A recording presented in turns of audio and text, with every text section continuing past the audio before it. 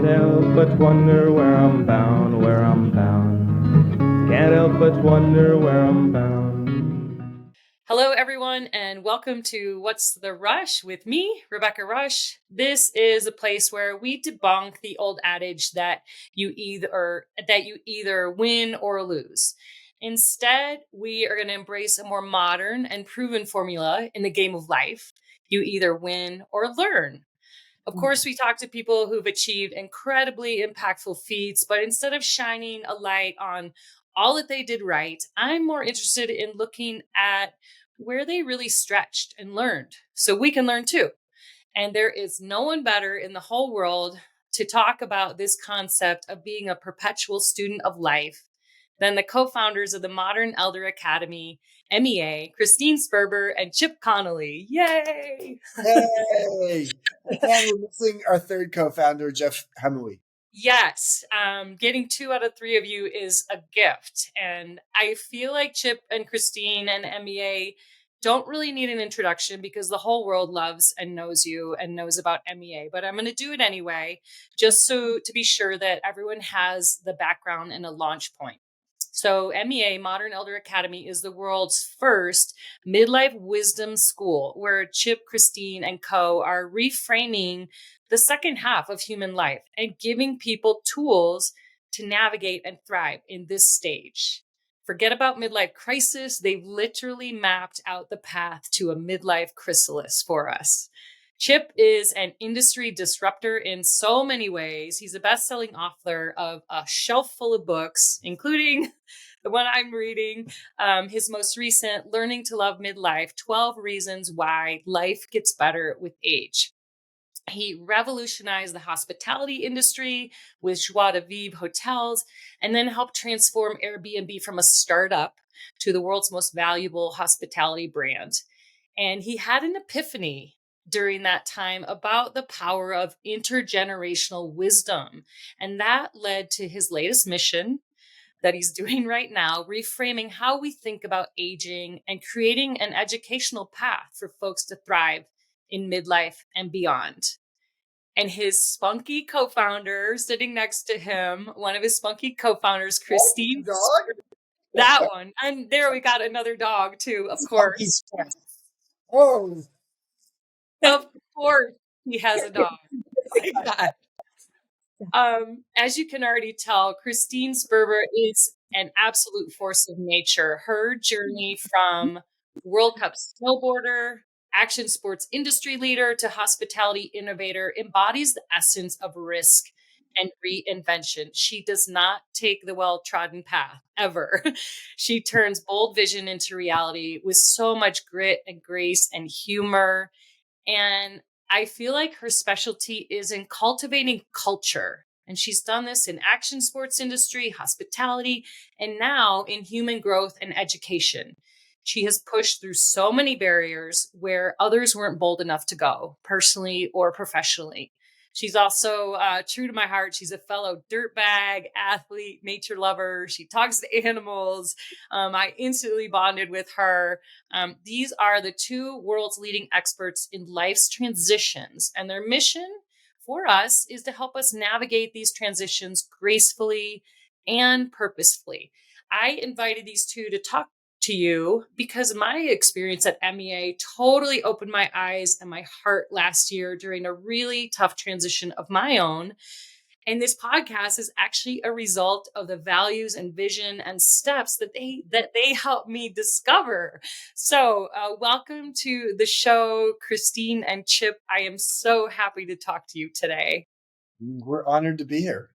I know that was really long, but there's so much that you've embodied in your careers. And I think that happens as we move through our lives, we develop this body of work that layers and layers and layers on top of each other. And let's just start with some definitions, because I know when I was invited to Modern Elder Academy, it was Stephen Kotler's retreat that I attended. And I heard the name and was like, Modern Elder. I'm like, elder means old. I'm not old, you know? And so I want to start with you too with some definitions. One of you defining what is midlife, and one of you defining what is an elder. So we can start from the right framework. Do midlife. Okay. I'll start with the modern elder just because it's the more controversial of the two. Although, quite frankly, midlife's not all that well liked either. We're really good with our branding. So when I was at Airbnb helping the young founders take their little startup and turn into that most valuable company, hospitality company in the world, they started calling me the modern elder after I'd been there a few months. And I was like, what the hell? I mean, I'm only 52 years old. And they said, well, the average age here is 26, so do the math. And so you are an elder, and elder's a relative term. But then they said the thing that really got me. And they said, Chip, the reason we love you is because you're as curious as you are wise. And that's what makes a modern elder. Someone who is a learner and curious and interested in exploring things, as opposed to just being the wisdom dispenser. They're the ones that are seeking wisdom. And so, long story short is we doubled down with the name, but we really are better known for MEA, the acronym, because it is true that the word elder conjures up everything from male religious leaders to the idea of being old. And we live in a society, particularly American society, that is fucking frustratingly challenged with getting old. There's a lot of ageism, and some of it's internal. And so if someone calls you an elder, it sounds like they're calling you elderly, and you're like just on this side of the grave. And I love that you're bold enough to put that in your name, because you're like, screw this, so many old ancient cultures look at elder as actually a positive thing and a wisdom well and a place you would go. Like, I think about my grandmother, and even today I was like, one of her little things popped into my head that, one of her sayings. And I don't know where we lost that sort of appreciation for somebody who has life's experience. Yeah, let me say one last thing before Christine then talks about midlife, because we are both the Modern Elder Academy, MEA, but we're also about being the world's first midlife wisdom school. So that also can confuse people.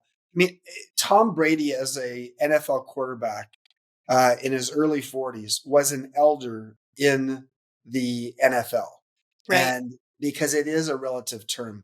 If you're a software engineer in Silicon Valley at 35, you're an elder. So yes, I do think we're not trying to take us back to a patriarchal era where all the young people have to look up to all the old people. No, in fact, what we're saying is maybe as a modern elder, you are helping to create an environment where you're learning from the young people as much as you're teaching. And, and the intergenerational collaboration is a true and important part of us solving some of the world's problems in the next few decades. Mm-hmm. Well, I embrace the word elder because of you, and sort of like wear it with pride. I'm definitely an elder in a lot. I mean, I'm new at podcasting. I'm a beginner's mind in some of the things that are going to happen later in my life, but definitely an elder in the sports world and some of the sort of monikers that I've had in my past. Okay, Christine, what is midlife? I would just want to tack on a little bit to what Chip said, which on the resistance to elder, we've definitely been on a mission to decouple elder from elderly because it's situational, as Chip said. But then we've also found, I think more recently, not so much at the beginning of our journey 8 years ago, but that there's been a resistance to people feeling it's an unearned honorific, that they haven't yet become an elder. So now there's kind of the dual resistances to that. And I don't feel like we heard that at the beginning. So I think we've made some inroads now that. Yeah, because it's sort of something you have to live up to, which is as opposed to something you live down to in terms of your age. Tell us about midlife. Midlife. So social science now tells us that midlife is 35 to 75.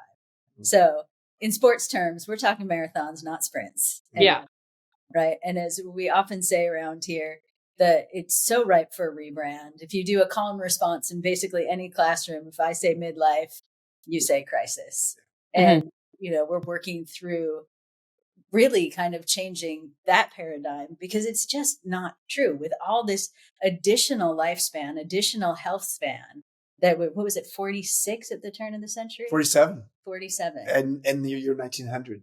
So, we're talking about some major longevity dividend that we're also experiencing as human beings. So there's so much of it's uncharted at this. What do you do from 46 to 80 or 90 or 100? It's a big change. And we don't have generations of experience to lean upon and how to navigate this time. And midlife as a life stage really didn't exist in the year 1900. Yeah. Because if the average age was 47, midlife is what, 25, 30 or something like that. So midlife is a 20th century and modern phenomena, and yet it's one that is really not well understood. It is the bridge from early adulthood to later adulthood. And the longer we have, life expectancy, the longer that bridge, which is why many scientists now suggest it's 35 to 75. Well, and there's a reason why midlife and crisis got paired together. And Chip, you talk a lot about, during this phase of our life, there's a lot of stuff happening. You might be losing your parents, you might be moving, you might be career change, you might be, empty nesters for the first time. There's a lot happening. And that's hard for people who've never had a trail map. And so maybe that's why the crisis came up initially. Thank you. You use the word trail map, and I think it's a really apt metaphor as his roadmap. And there really hasn't been one. And so the reason that the term midlife crisis even came about was a Canadian psychologist in the mid 1960s studied a small number of men, no women, and came up with the idea that these men were frightened by the idea of mortality and bored and stuck. And this is why they wanted to go back to adolescence and, get their sports car and their, young affair. And so long story short is there's a term called midolescence, and it's the adult form of adolescence. Just like in adolescence, we're going through hormonal, emotional, physical, and identity transitions. We're going through all of those things in midolescence as well, often between age 45 and 60. So it's sort of a small piece of the full midlife. And yet when we're going through adolescence, we have all kinds of social infrastructure to support people through that time of your life with school and coaches and parents and college counselors. But when you're going through midolescence, there's really no social infrastructure to support people through all of these normal transitions that we all tend to go through, whether it's the parents passing away or it's menopause or, changing careers, divorce, etc., empty nest. And so long story short is that's why MEA is around, is we're the first school in the world that's dedicated to long life learning, not just lifelong learning, but long life learning about how to live a life that's as deep and meaningful as it is long by understanding the life stages, and in particular, midlife. So there's two things I want to reflect in that. Such a good definition. And I think it's important to have that starting point for the conversation. I like to use trail map instead of road map because off-road is way more fun than on-road. It's a little bumpy. There's more nature. This is how the Santa Fe campus is. There's all these trails and dirt. So I like to use trail map instead of road map because it feels more adventurous, which is sort of how I feel like the MEA curriculum is. You also talked about, okay, we're in midolescence and we have all these transitions and changes happening. But here's what I've experienced is I'm supposed to have it all figured out by this time in my life. I'm supposed to know exactly what I'm doing. I got it all figured out, and quite frankly, I don't. And I've had a real struggle the last few years.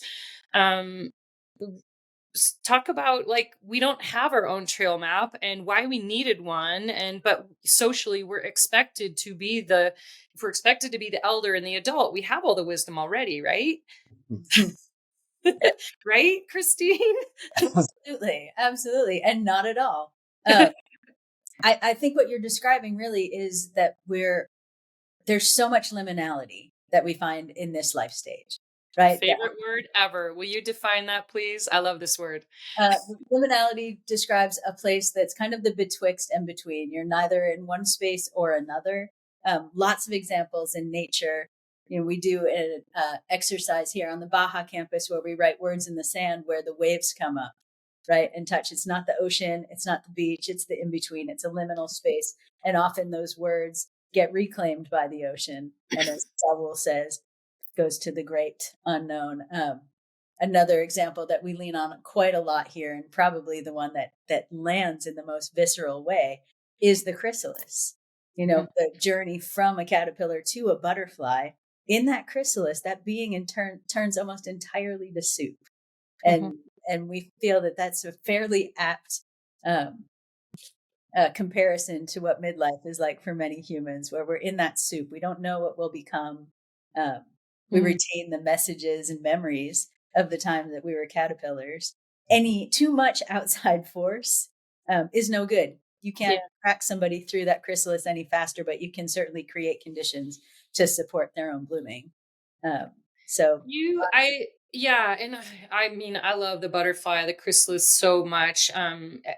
A really important ride that long before I met you all and heard your amazing descriptions of the midlife chrysalis, I rode the Ho Chi Minh Trail to find the place where my dad died and did a film about it and all that. And while he's at the tree in Laos where he had died, and his, we found remains of the crash 50 years later, sitting there, writing a letter and putting in the tree and talking to my dad for the first time. And this butterfly flew around the tree. We hadn't seen a butterfly a month on the trail. A butterfly flew by, and even in the film, you can see the butterfly. And then the whole rest of the ride, the next 2 weeks, there were butterflies landing on my shoulder, on my backpack, hitting me in the face. It was so crazy. And I thought that was 10 years ago, that ride. And I thought, okay, I'm the butterfly. I've made it. I'm dialed. And that was 10 years ago. And I realize now I wasn't yet the butterfly. The butterfly was Dad saying hello, and that I was about to go into the soup and spend a decade really with some introspection. And thanks to MEA, I'm sort of coming out of the soup and the cocoon a little bit with your help, which is pretty cool. So butterflies resonate with me. Christine, I talked about in the intro about how you are such a creator of culture, and your reference of, somebody who is in that stage and needs nurturing and holding and safe space, but not too much prodding or anything. I feel like that's a little bit of what you are trying to create, this sort of container with MEA on your campuses. Was that your intention? That's interesting, Rebecca. I think it's kind of, it exists in two tracks, where we want to create a space that feels very safe psychologically, but also with lots of invitations to be a beginner, which of course with psychological safety we can enter into with more safety. So it's I think it's a mix of a place that is really supportive, but also is going to nudge you. So we're not afraid of the nudge, are we, Chef? No. We love nudges. No. And we've located our campuses in remote enough places so you can't run away and be a commuter and jump in your car and say, I'm driving 2 hours back to town. And no, I mean, we're in Baja, an hour north of Cabo, on the beach, and we have a 2,566 acre regenerative horse ranch outside of Santa Fe, New Mexico. Both locations are a little bit isolated, but still accessible. But it allows for us to have that chrysalis for the week, for a 5-night program that's not going to be disturbed by people leaving in the middle. It almost never happens, and that's helpful, because what it does is, when you are surrounded by other people who are going through the same thing with you at the same time, and there's a vulnerability associated with it, and some of it relates to life stage. On some maybe cellular level, you're feeling like, these are my buddies from adolescence, from my teen years. They're not, But we really create the environment where people feel almost like they have a history with these folks that is much longer than just the few days that they're spending together. And this is part of the reason we have 58 regional chapters around the world, because a lot of the 7,000 people who've gone through the program now from 60 countries want to stay connected to the ethos of MEA and get to know other people who've been through the program as well. Yeah, I mean, there's so much wrapped. I know that a lot of everything that the basis for all of the curriculum and everything you've created, it's all in science. You've got Dacher Keltner, you've got nature therapy you've got all sorts of things that it's very intentional. It must seem like a bit of a dream to have created this, but I have to assume it wasn't easy, and it probably still Dream nightmare. right. Right. Like what? Okay, you had this vision, you meet Christine on the beach in Baja, and you're like, we're gonna do this thing. 8 years later, you've got 2 campuses, but like what were the barriers to entry with this vision? Well, when you're doing something that hasn't been done before, and the good news for me, at least, is that, twice before I've been doing something, but in neither case was I the first. So I was one of the first boutique hoteliers. Ultimately, Joie de Vivre became the second largest boutique hotel company in the US, but I wasn't the first. And I was riding a wave. With Airbnb, it was the first, home sharing firm like of its kind. There was couch surfing and other things, but Airbnb sort of created a whole new category. And yes, I was riding that wave too. This time we sort of had to make our own wave. And the wave was there. It's still growing, but trying to articulate what a midlife wisdom school is, and in a way that people sometimes compare the experience to Burning Man, in that it is impossible to capture in photos, nor as well as in words. Mm. That's a hard one from a marketing perspective. The good news is that as you know, our people who come and experience it have such a transformative experience that, it is word of mouth that is the number one way that people find their way to MEA. I thought you were going to say the good news is it's impossible to describe, and we gave it a name that people couldn't understand. That too. That was the good news. Yeah. Yeah, and frankly, aging is such a fraught topic, and so the fact that we sort of lead with not only a name but also a category, Midlife Wisdom School, and wisdom's being a little abstract as well, and we're doing it in these places that are not like next door to you, so you can't just sort of taste test it. Yeah. So in some ways, we made it really hard for ourselves. We sound nuts when we describe it. Yeah, but having said that, and then we made it through COVID, which was not easy, especially when you have a school in a foreign location that focuses on older people generally, and it's all about emotional and physical intimacy, like hugging. That's not very good for COVID. So I think the fact that we're still standing and growing and have gotten so much credit in the media and in higher education, that it feels great, because it's sort of like, back to the trail map, it's like mounting a mountain that is very few people, if anybody, has ever summited, and doing it in a sort of unorthodox way with tools that we made along the way. I mean, it's not like we went out to the Patagonia shop or North Face and said like, oh, okay, here's the equipment we're going to use. No, it's like we had to fashion our own tools. And you got that tool, Christine, right next to you. She's the one. Yeah. She's our chief experience officer too. So not only is she and very good at culture, but she's also phenomenal at understanding the mixture of how do we, through experience design, create something that is not about looking at PowerPoints or, looking at people's LinkedIn profiles, but how do we create that space where all of a sudden you realize you're open to learning to surf, or go horseback riding, having not done that for 40 years. And and you say, okay, yeah, I'm open to trying that, because guess what? I'm surrounded by other people here, and we're going through all of this together. One of my Yeah. favorite things is at the beginning of the week when we tell people some of the things we're going to do, and they say, "Why are we going to do that?" And I say, "Oh, you tell me at the end of the week why." Mhm. I always get it. The embodied learning lands. It really does, you know? Yeah. So guided discovery is absolutely one of my favorite learning styles. And when we can create that for other people and just watching them move through, it's so rewarding. Yeah, I mean, well, I will say, Chip, you've created, and Christine, you've created the very first, a little bit of a teaser for people. So if people are like, oh, I don't really get it, the Midlife Mastery Summit is coming up March 14th, 15th, 16th. We'll put that in show notes. That's like little mini 30-minute nuggets from so many thought leaders. I get to be on it. I'm totally honored. Yes. Yeah. But it's like Michael Franti and like all these Arthur Brooks and all these amazing people. So it's an online way. It's a really great way to get some amazing wisdom in little small nuggets.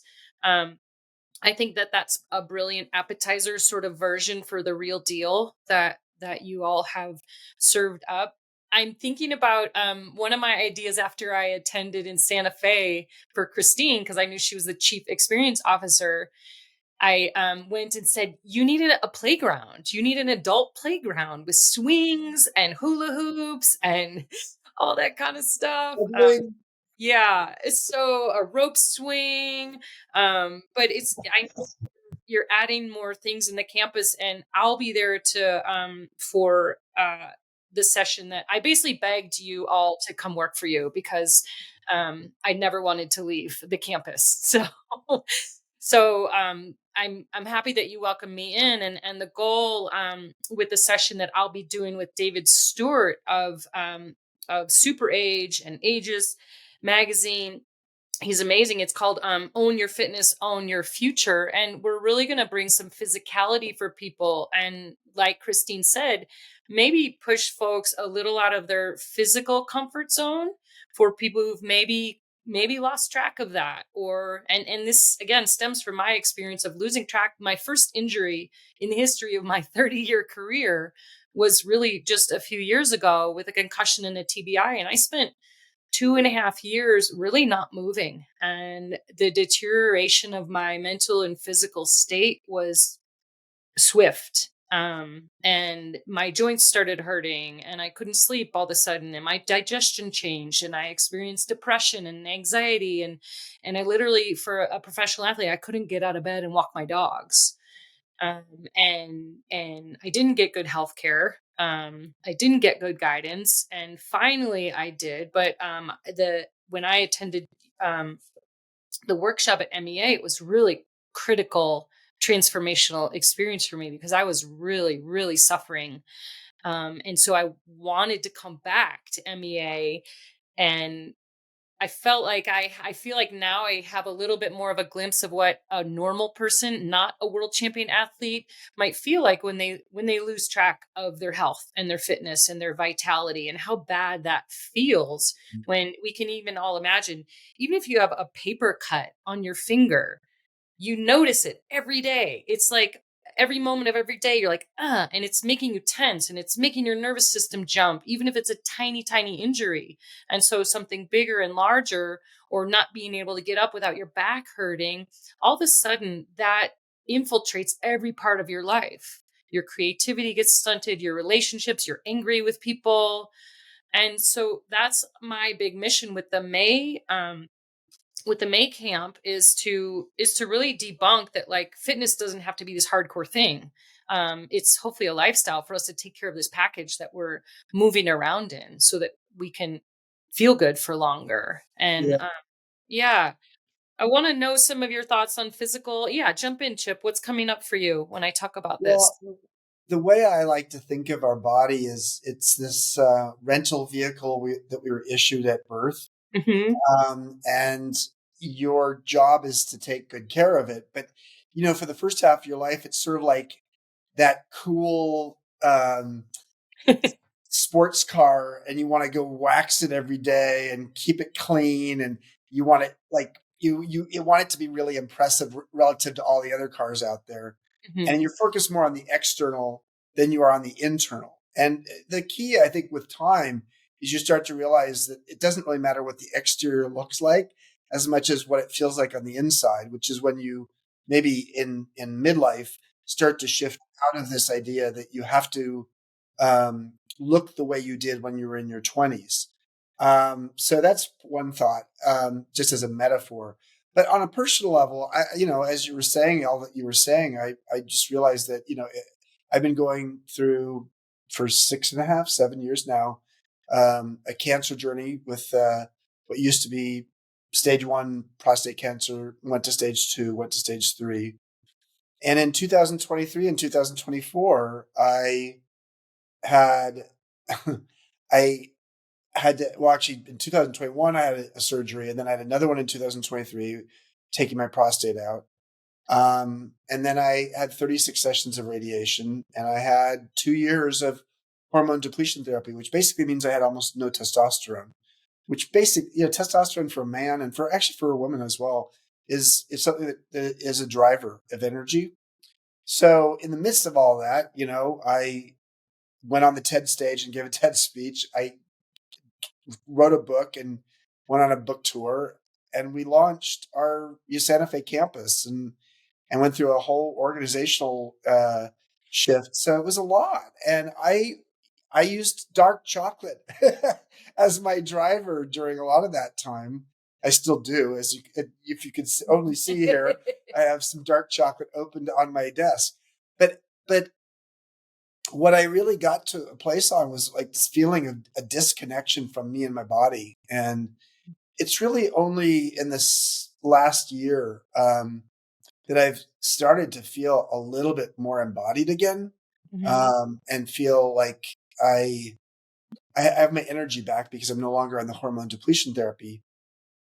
But I'm just a lot more careful about what I'm putting in my body as well. Food is medicine. And, and yeah, so I guess thinking about, I thought that the rental car was a great way to look at it. And it is in certain ways, but in other ways it's not, because it still says you're disconnected from it. It's this machine. Yeah. And I think at the end of the day, if we can instead see that our body is our best friend, and would you treat your best friend the way you treat your body?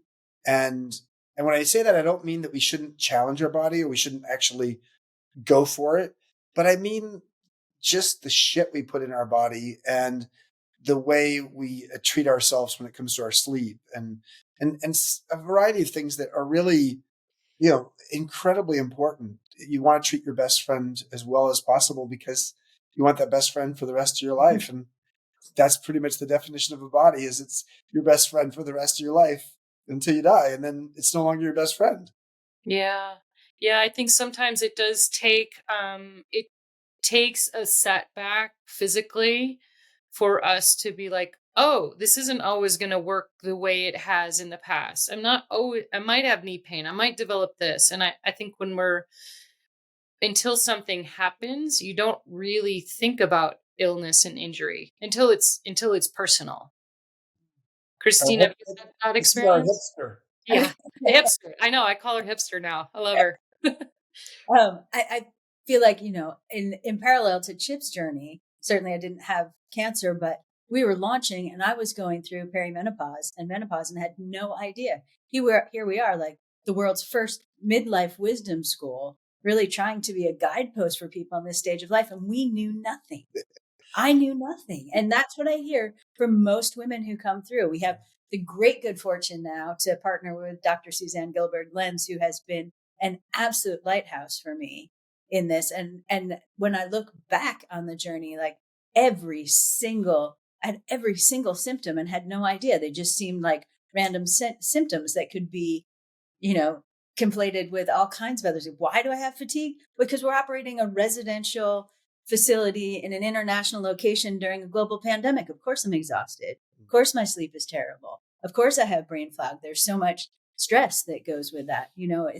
And then I tried to climb out of that by high impact interval training, which is a terrible thing to do for your body in menopause as your body is changing, which I also didn't know. And now we've got new thought leaders emerging around the science of menopause and being an athlete in an older body, which is fascinating to me. Dr. Stacy Sims, Rebecca, are you following her? Yeah, we're doing. She's actually on the podcast as well, just a couple episodes before you. Oh my god! Can you? I'm such a fangirl. I'm such a, right. And so this idea that we were taught to, pursue slimness as a fitness goal, really, and what we need to do is lift heavy. And I mean, you've been in this world for a while. You know how hard it is to bulk up. It really is pretty difficult to bulk up, but we're indoctrinated to believe certain things about being in a female form and what we should and shouldn't do. So, can I just ask, so when you were going through all that menopause and, some physical strain, your MO was just to push harder, to do more. Yeah, it was like, I know how I can fix this. More, right? And I took it to a place where I was limping almost full time, and just working through it because I'm sure, like, right? Motion is lotion. When you start to work out, inflammation goes down, things feel better while you're in the workout. And what happens after the workout? Well, that's just that post-workout. And finally relented, went to the doctor, mentioned to the doctor, my hip's kind of sore, for 2 years now. And through the imagery, I ended up with the Philippone Stedman Clinic, who took care of me when I was a professional athlete. And I thought I was going to have a labral repair surgery, in and out. And then I got this call. You're not a candidate. You have so much damage in your hip. We need a total hip replacement. And again, here we are in this world of reframing aging and everything's okay. And I was like, no, I'm 54. This must be a mistake. There's no way I need a hip replacement. You're an elder. I'm so thrilled. I mean, turns out that it's crazy lucky that so many of the labral repairs fail and people have total hip replacements later on, revisions. It's a faster recovery with total hip replacement, but there definitely was an identity shift to, I need a hip replacement. Chip, were you, while she's limping around for 2 years as her business partner and friend, did you say anything to her? Well, I noticed her limping a little bit. I mean, it was progressive. She was hiding it. Was she hiding it? I think we both hid some of our stuff. I mean, to be honest with you, mine was a little bit better known just because, cancer is life-threatening and going to stage 3 cancer is pretty serious when it's spreading in your body. But, I think we both soldiered through. I think that's just sort of how we are. And, that it's a hard one because we're in the business of holding space and inviting grace for all these people who come and experience our workshops. And yet we're going through all of our stuff at the same time. So the good news is we don't have a guru model where like someone's supposed to be like the all knowing. Yeah. We go through the programs with our people and are talking about what we're going through. And that's helpful. I think that was really helpful.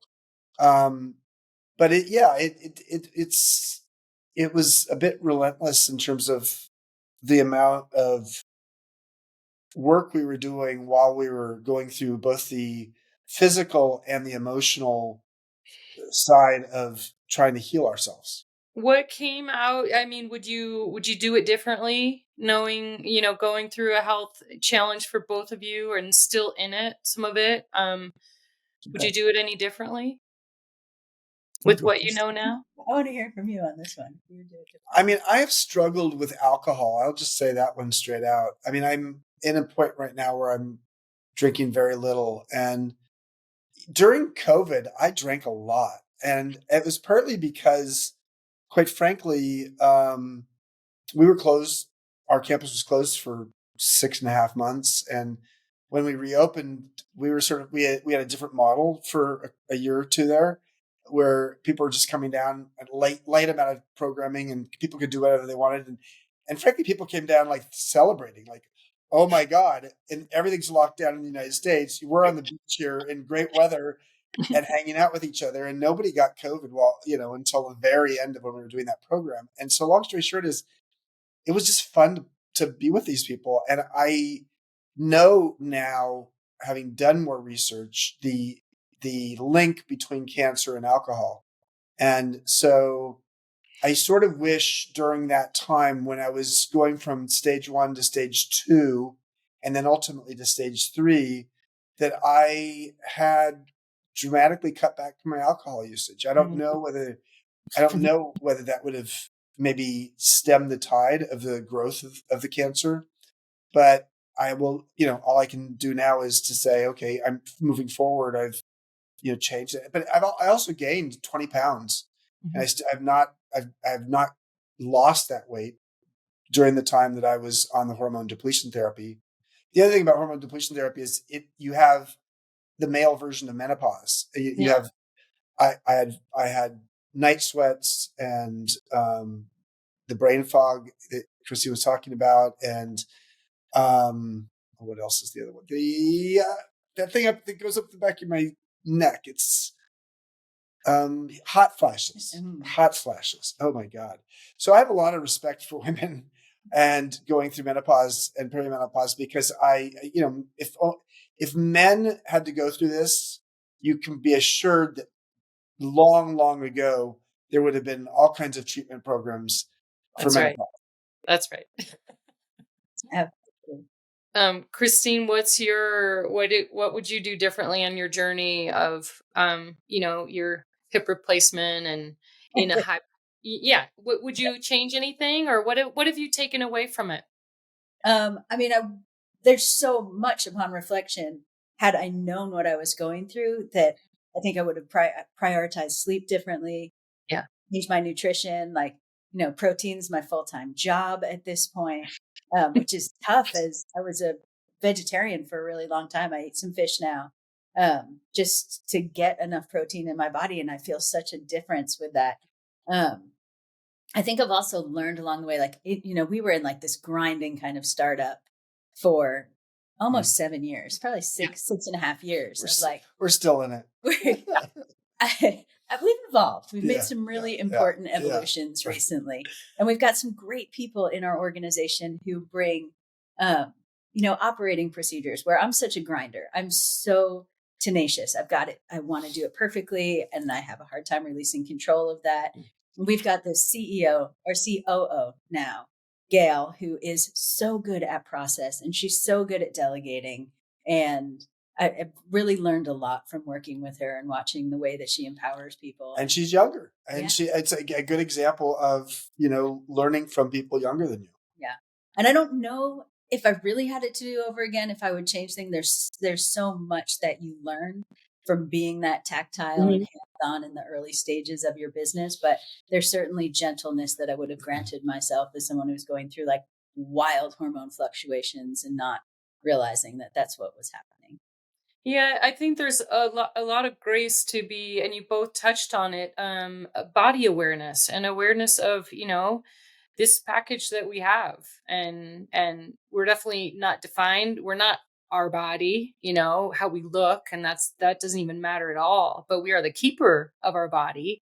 And it is our job to take care of it. I read a quote, Christine, I have my whole handbook from Modern Elder Academy. It's full of notes and Post-its and all things from the exercises. Maybe we'll share a few of those, but I was reading in there and something really struck me that you said, Christine. You talked about the concept of ahimsa. Is that how you say it?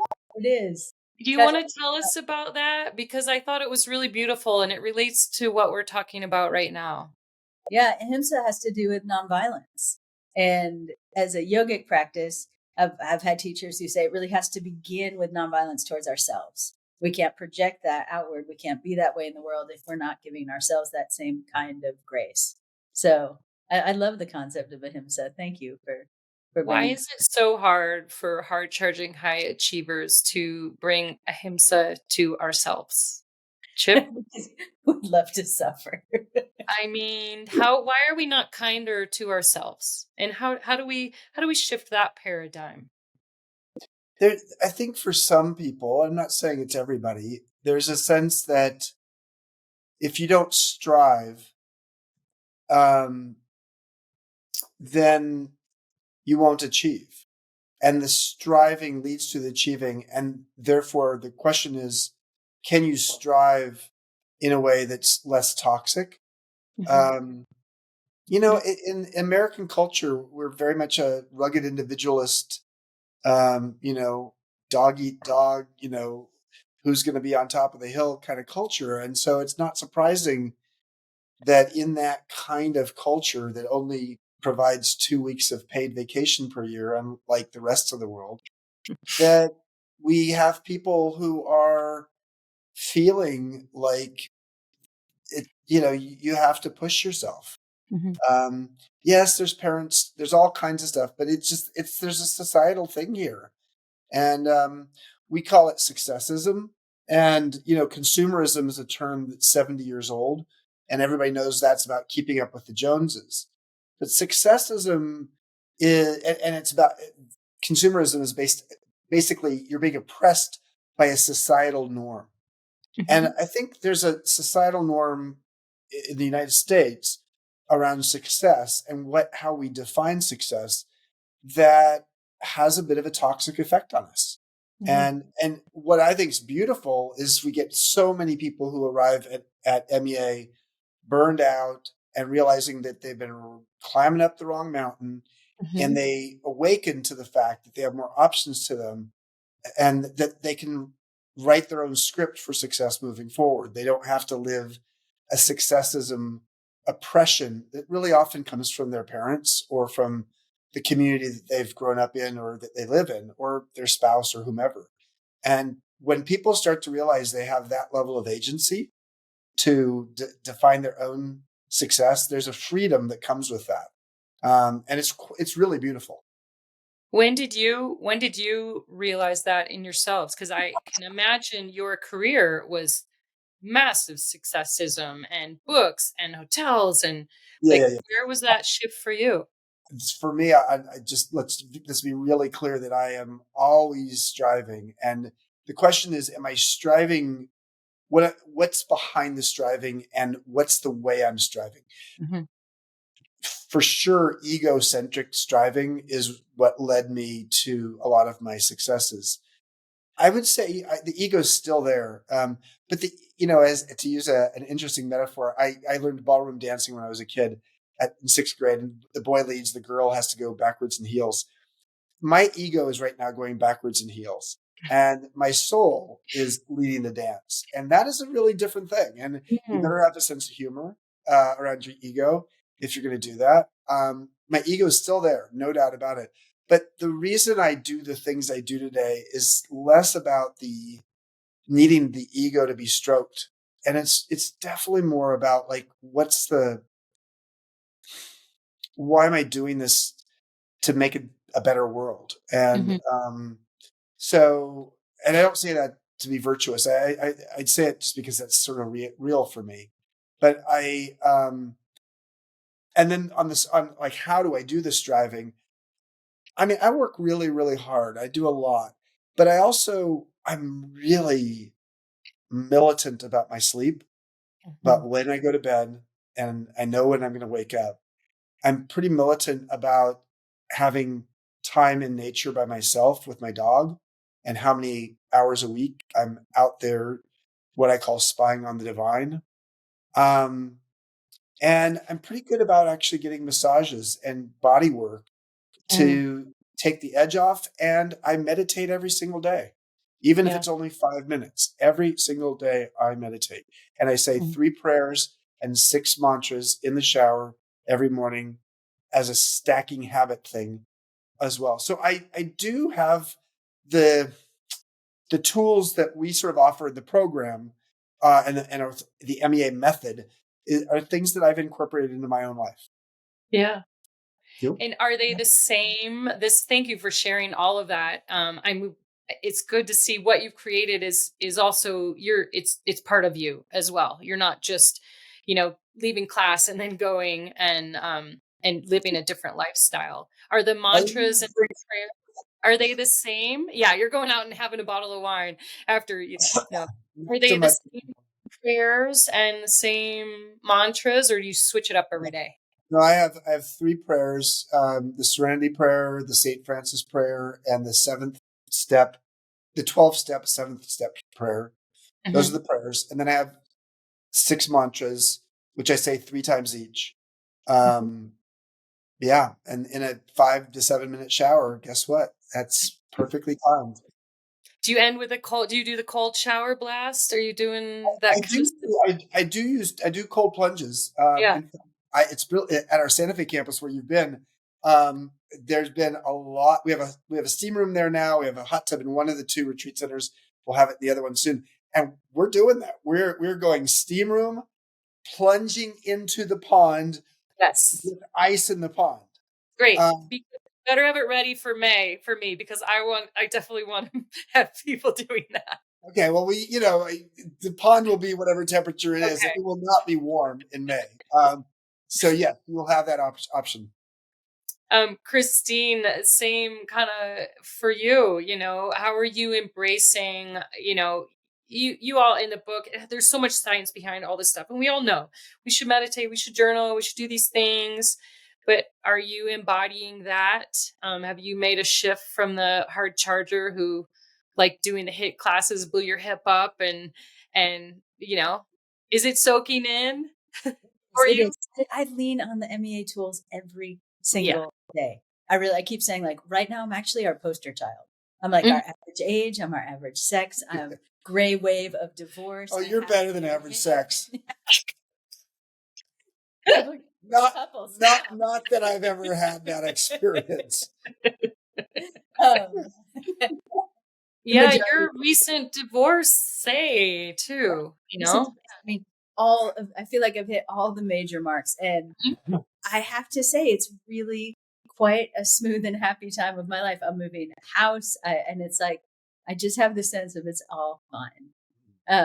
I did have the perfect storm in November. It's when we made some evolutions in our management structure here, which freed up time for me. I had my hip surgery, which I didn't think I was going to need any help. I was ready. I was like getting dropped off at home. I did, it's an outpatient procedure, which is still mind blowing to me that you can have your femur cut in half and you walk out on the same day. I had arranged to get a ride home and I was going to be fine. And I really was so dependent on friends for a while.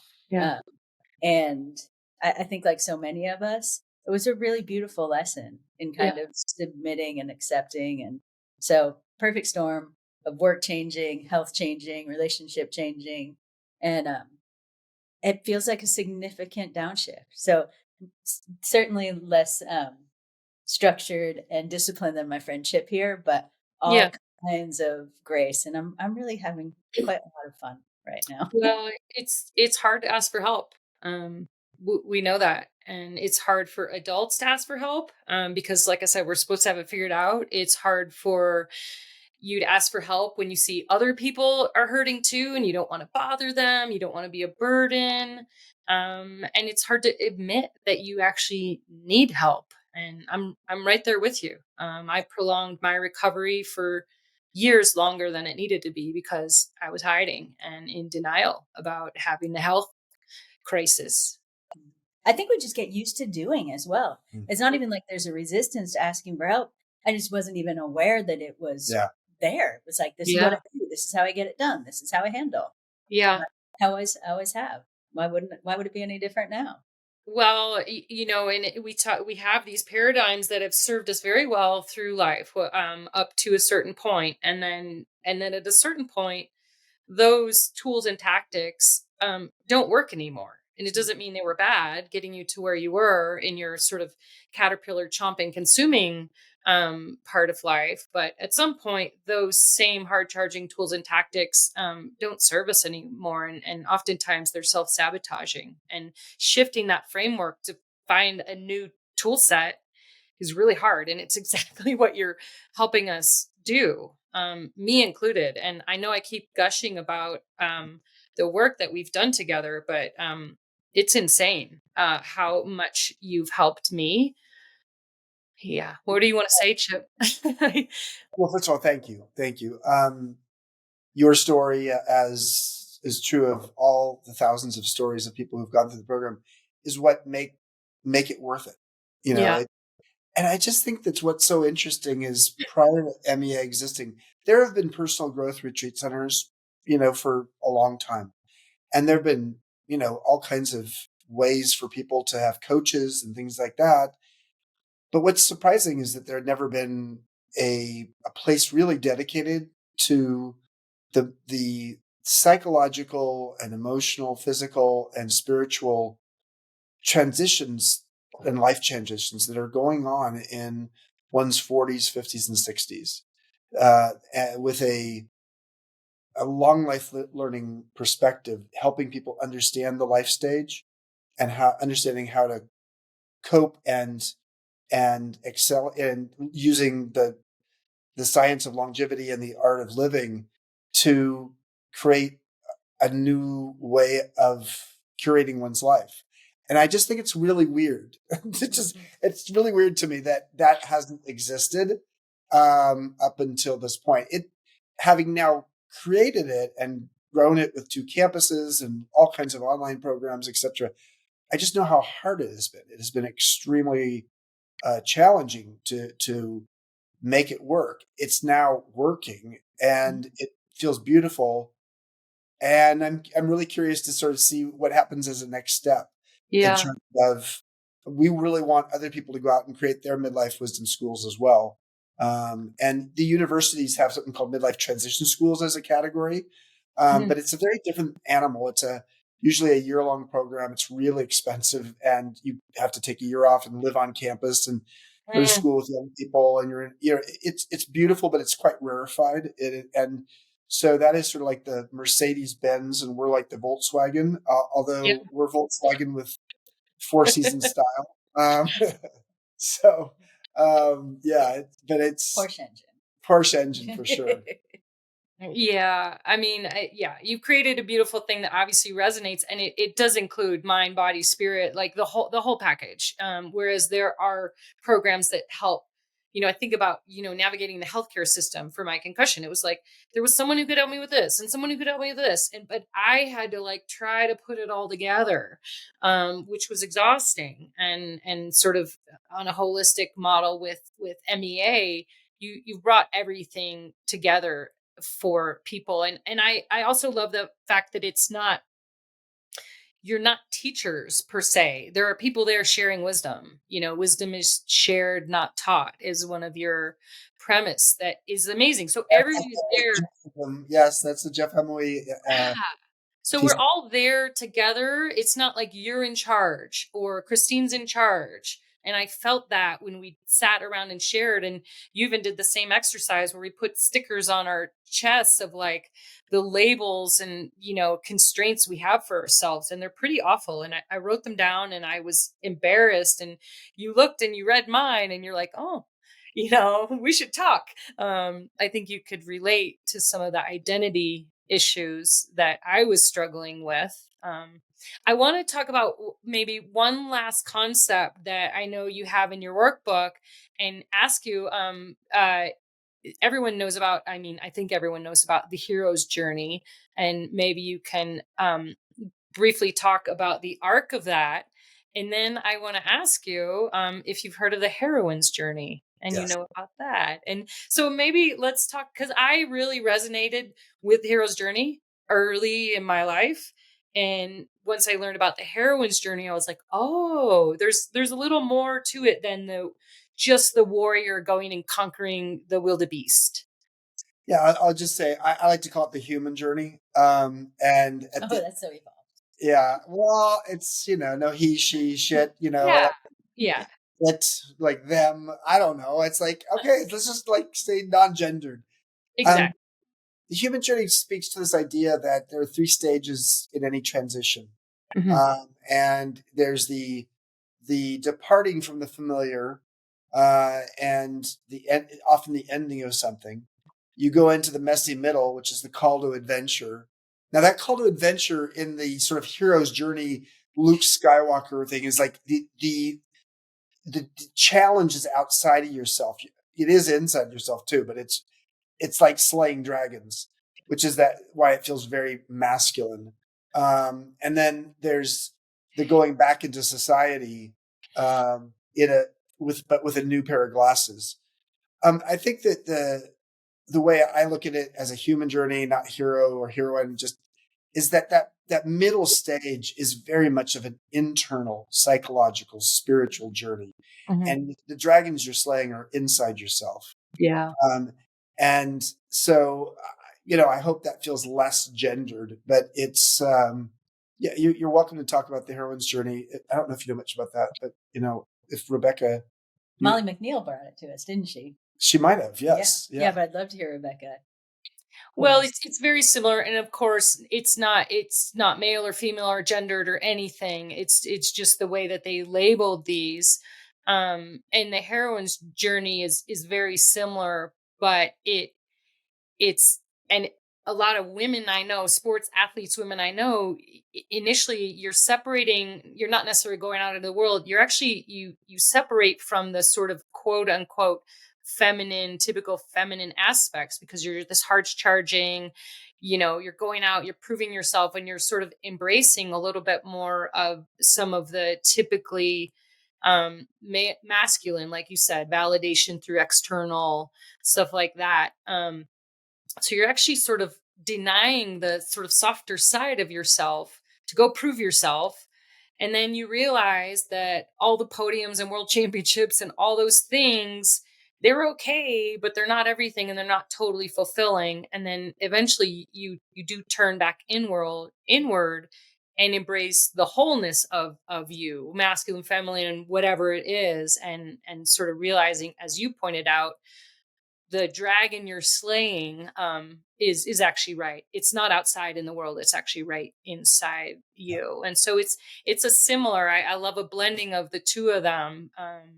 But it's a more internal versus an external representation. I think the key thing to know is this, and since MEA specializes in transitions, and we have trademarked the term transitional intelligence, also known as TQ. There's a sense that all transitions have this same framework: the ending of something, the messy middle, the beginning of something. And I think one of the revelations that people have within the first 24 hours of coming to a workshop, because that's when we usually teach the transitions material, is like, oh, wow, how come someone didn't tell me this when I was 12 years old? Right. And about to go into puberty or whatever. And it's like, this has been going on since the start of humans. The wisdom traditions, rites of passage, initiation ceremonies, they all have the same framework. And so all we've done is tried to modernize it and make it accessible and mainstream. Yeah. You absolutely have modernized some obviously really ancient practices and proven techniques, which is super cool. Okay, our midlife, our super age fitness, with David Stewart, own your fitness, own your future, May 26th through 31st. I know, Christine, you are helping us with this one. Yes. Chip, are you going to be there in May? I don't know. I mean, to be honest with you, I have no idea where I'll be. If I am there, I promise you, I will come visit. Cold plunging. Yes. I'll be hanging out with you guys, but I won't be. I will not be co-leading. But you do get the great honor of having Christine as your co-leader and the content facilitator for that workshop. Little cat, she's going to be great. We're going to have a good time. I want to give you a chance to talk to people a little bit, because I've talked to some potential attendees who are worried they're not fit enough to join for that week. What would you say to someone who's like feels intimidated by? Yeah, and I was going to give a little overview. That's perfect. Of course, the workshop is going to have the foundational MEA transitions, purpose. It has those core activations, and then David and I will bring in some what I'm going to call purposeful play. I don't even want to use the word fitness or training, because just like elder or wisdom, there's baggage that comes with those words. If we can go back to remember what recess was like, when we'd run out to doors screaming and yelling and get outside, and you didn't care what you were doing, you were just running around. And that's what, for some reason, we lose track of that as adults. And that's all fitness is purposeful play. If your heart is racing, you're sweating a little bit, and you're got a smile on your face, you're doing it right. And so David and I are going to bring some super easy principles, like health and fitness as a lifestyle, that like you don't have to go work out for 4 hours, but maybe you take the stairs instead of the escalator if you can. And like lots of easy ways with sort of the 5 basics of, strength, mobility, being outside, cardiovascular, really simple, and give people playful tools to take home. How fit do you have to be? I encounter this a lot. People, when they meet me, they think from my resume that I'm going to be super intimidating. I'm not intimidating at all. And come as you are. The goal is that whatever fitness level you are at, we're going to help you embrace it and get a little bit better. And the goal of that is not for you to be able to run a marathon or do anything. It's so that you're more durable for life. And that you basically, we're all going to hit challenges. If you are physically durable, you are then emotionally durable. You have more creativity. And so the whole idea of owning your fitness is really about setting yourself up for the rest of your life. And so we will be out walking. We will be lifting up rocks and throwing them. You can pick up a rock of whatever size works for you. Definitely, people need to be, it's definitely for people who are mobile and can get around. But as far as what level you are, it's going to be catered to anyone. If we're going to go out on a hike, you're going to choose your level and your space, because the goal is to meet you where you are and help you maybe go to the next level and evolve your fitness with the goal. I don't care how you look. I don't care, what you wear, any of that. It's so that you are durable for life. And right. So along these lines, purposeful play, I want to dedicate to my cohort from last week, the Yeehaws, led by me and Tim Part and Jed Tarlow. We did a practice where we had an alarm, and every 45 minutes, we did 10 bodyweight squats. Well, the two of you joined me because I have missed my 10 bodyweight squats while we were recording here. So we're doing it. Okay. Here we go. Pound weight with me. All right. So those listening, we are going to, here we go. 3, 4, 5, 6. There's a dog. 8, 9, 10. One. So, Christine, you hit the nail on the head. Exactly. We are going to let people find that kind of play, and it's easy to do. Get it in your life, and you'll feel happier and healthier. So I do hope people will join me in May. March is the Mastery Summit coming up. It's online. We'll put all those in the show notes. Last question for each of you, since this is called What's the Rush? And it's about taking a minute and slowing down. Christine, is there something in your life right now you are trying to shed, remove, slow down? I'm learning how to hang out again. Yes. I'm like learning unstructured hangouts. I think about myself as like a young person in a ski town. I was in Breckenridge for 32 years. And we used to go to A Basin and set up in the parking lot and like take laps and hang out in the parking lot. And that idea is so foreign to me right now that I could just have like an entire unstructured day. I mean, doesn't that sound wild? Yeah, no, it sounds wonderful. It sounds nice. I am trying to learn how to chill again. Okay. Yeah. I love it. You and me both. I am reading a fiction book. What? Well, I'm not very far along on it, but that's a big one for me. So yeah. What's the book? Miranda July's All Fours. So I want to read. We want her to do a workshop, but she's not going to yet. But we'll get it. It's called Dead Money. So it's written by actually somebody I know, and so I sort of is somebody I worked with at Airbnb, one of my mentees, and I'm just like, yeah, okay, I'm gonna read your book. I need to get because you're cerebral in the brain, and you're wanting to learn. You're a constant learner, and so to read this book is just Well, I kind of don't think it's not even just that. It's the practicality of reading, Pierre Diamandis's new book on longevity guidebook. I don't love this book, but I feel like I'm supposed to read this book because I'm supposed to be an expert on this stuff. And I am unburdened by these thoughts. Yeah, I know. So bottom line is, and So the reading a book of fiction just for the pleasure of it.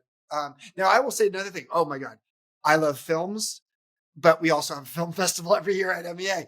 But I have been just eating up films because around Oscar time, I'm not just watching Oscar films, I'm watching any films. So on a flight from London to LA recently, I watched 5 films and just loved it. I just loved it. I've always loved films. So, well, okay, 2 things here. It sounds like Christine is learning to physically chill out, and maybe Chib is learning to intellectually chill out and read a nonfiction book or read a fiction book. So films, I will send you, I would love to send you a link to my film Blood Road. It won an Emmy. It's pretty good. Yeah. I'll send you for your lineup. Well, wait, we can actually have it in the lineup? For your film? Yeah. If you want to show it at the film festival, absolutely. And maybe you'll even come and maybe talk. I'll come and introduce it. Yes. Okay. Now we're talking. For a bike ride. And Christine and I will get to go on bike rides because she has a new hip. Yes. All right. Thank you. Thank you so much. Thank you for what you're creating in the world, and for personally really elevating my transformation and helping me get out of that cocoon. I'm excited. It's a long and dusty road and a hot and heavy load. Folks I meet ain't always kind. Some are bad, some are good, some have done the best they could. Some have tried to ease my troubling mind. And I can't help but wonder where I'm bound, where I'm bound. Can't help but wonder where I'm bound.